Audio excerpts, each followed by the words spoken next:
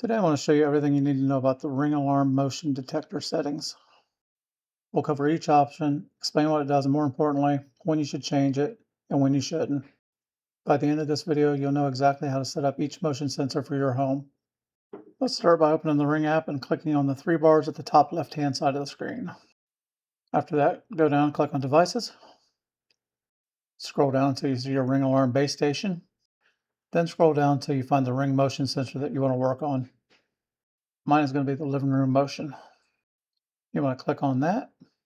First thing we want to look at is the top right-hand corner where it says Motion Alert.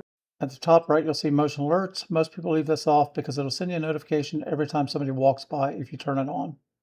Let's go over mode settings. This is where you set up your home and away modes. The most common settings for these are away mode on and home mode off. This will allow you to walk around the inside of your home without setting the alarm off, but you may want to enable it if it's in somewhere like a garage or another room that you don't ever go into while the alarm is armed. Make sure you hit save when you're done, and we'll head into chirp tones. This is another one of those settings you normally don't want to turn on because most of the time you don't want to hear chirping while people are walking around the inside of your house or you're walking around the inside of your home. But again, if it's one of those areas like a garage, a shed, or somewhere like that where no one should be, you may want to hear noises if someone walks through that area. And if you make any changes in here, once again, make sure you hit the save button at the top right-hand corner to save your changes. Let's go into motion settings. Now to me, this should say device sensitivity, but this is where if you have pets, you can pick small pets, medium pets, large pets, or you can set a high detection if you have no pets at all. This allows you to protect your home while your pets are inside. Hit the save at the top right-hand corner. And once it's done saving, hit the arrow at the top left-hand corner. Then we're going to cover the LED settings. There's not much in here, but usually you want to turn this off because you don't want it to drain your battery unintentionally. It doesn't save a lot of power, but it will help your batteries. Push the save. Then the next thing we're going to cover is the device settings. From in here, you can rename the device if you want to rename it.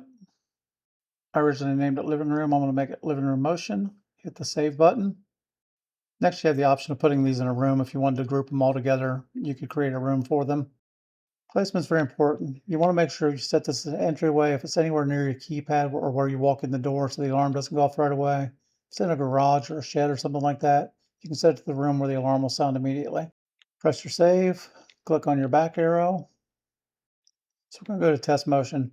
Now this basically lets the motion sensor activate itself more often. Normally a battery-powered motion sensor will go to sleep for a little while so it doesn't drain the battery. This just sends more alerts so you can test the areas where the motion's detected at. Click the back arrow to get out of here, the back arrow to get out, back arrow again, 3 bars, and your dashboard. If this video helped, please give it a thumbs up and subscribe for more Ring alarm tips. Thanks for watching.